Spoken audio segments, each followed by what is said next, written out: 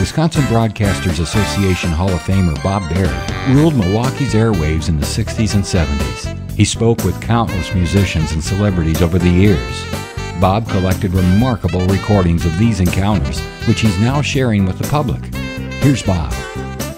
The Milwaukee Journal Sentinel did an article on the 50 Wisconsin musicians with the biggest impact over the past 100 years.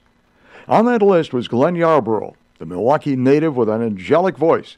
After a private concert with Woody Guthrie in his college dorm room, he was inspired to pick up the guitar.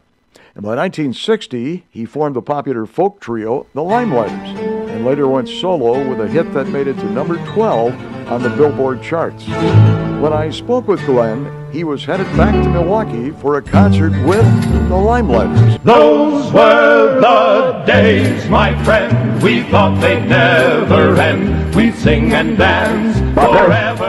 Bob, this is Glenn Yarbrough calling. Glenn Yarbrough is going to return to Milwaukee this Friday, November 21st at 8 o'clock at the Performing Arts Center, and it's certainly good to see him back again. We got him off a boat long enough to get him to sing again. You do a lot of sailing, don't you, Glenn? Yeah, I sure do. Actually, that's been my life for the last 10 years, and I've come back every year to do about a few weeks of concert tours, but most of the time I'm sailing my boat.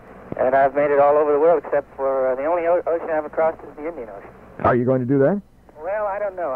Last year I was sailing across the Atlantic Ocean and to the Mediterranean, and I just got the itch to go back to work full time, so I'm living in Colorado now. As a matter of fact, I'm looking right out my bedroom window, looking over. I'm in Estes Park, Colorado. And I'm looking at the front range of the Rocky Mountains, and we got about 2 feet of snow out there. Is that right? Yeah, it's beautiful. I figured I better find a place to live as far away from the ocean as I could get. When you left the Limeliters, did you ever think that you might get back together again? Well, yes, I always thought that we'd probably do some reunion concerts and things like that, and we do that every once in a while. The last time was about 3 or 4 years ago. We did a series of reunion concerts, and it seems to work out very nicely because we're always excited about it, you know, and whenever you like to do what you're doing, it comes across to an audience much better. You're going to do a lot of dates? Well, no, just about 2 weeks of dates. Mm-hmm. And then we'll be finished again. So, and I have a new album that I'm trying to get out into the public. So I have a lot of things to do on my own that I have to do. So I probably won't be again for another year or two. Are you still doing all the old great songs from the Limeliters albums along with new material, or what are we going to see and hear? The Limelighter part of the show will be all the old stuff. There's a couple of new songs that the Limeliters do, but most of them will be things that everybody knows.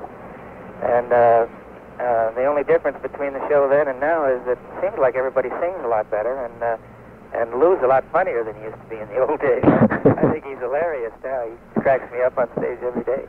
And then my part of the show, I do the first half, and then I bring the Limeliters on for the second half. My part of the show will be mostly new material from the new album. Are you still whistling? Oh, yeah, I do that every once in a while. Give us a little sample this morning. I can't do it. It's too dry up here in Colorado.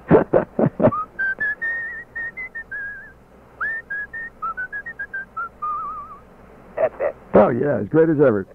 And no request because you're singing everything you know, right? That's right, that's right. Tell us about, I want to bring back your biggest hit again, Baby the Rain Must Fall. Is there any interesting story behind that song? Well, it was brought to me by the producer at RCA Victor when I was recording for RCA Victor, and I listened to it and I didn't like it. And so the producers of the movie came, and they wanted me to do it, and they said, look, just come and see the movie. We'll give you a private screening and see if you don't like the movie.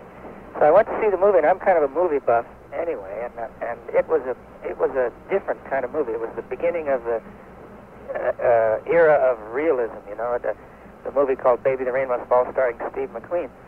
And I thought it was going to be a great big smash hit movie, and I thought about it afterwards, and I thought, well, the movie's going to be such a hit, I might as well sing the song. And it turned out just the opposite. The song was a big smash, and the movie was a bomb. So. Yeah, I was going to say, gee, I know about anything. Haven't heard too much about that movie in the past, huh? No. In fact, we were just talking about Steve McQueen movies the other day, and that one didn't even come up. Well, that's right, and it's really a shame because it's probably one of his best movies, but it was a movie that was just a little before its time. I'd say about two or 3 years before its time. Okay, well, Glenn, thank you very much for talking with us. We'll see you this Friday. It's my pleasure. Hi, this is Glenn Yarbrough on the Bob Berry Show on WOKY. Baby, the rain must fall. Baby, the wind must blow. Bob Berry, WOKY, 9092. Thank you for listening to Bob Berry's Unearthed Interviews. Be sure to subscribe and rate our podcast on iTunes or wherever you find your podcasts. You can find all the episodes at WisconsinBroadcastingMuseum.org. Check out Bob Berry's book, Rock and Roll Radio Milwaukee. Book sale proceeds support Angels Kids Fund and Donate Life Wisconsin. The preceding program was made possible by a generous contribution from Terry Bond.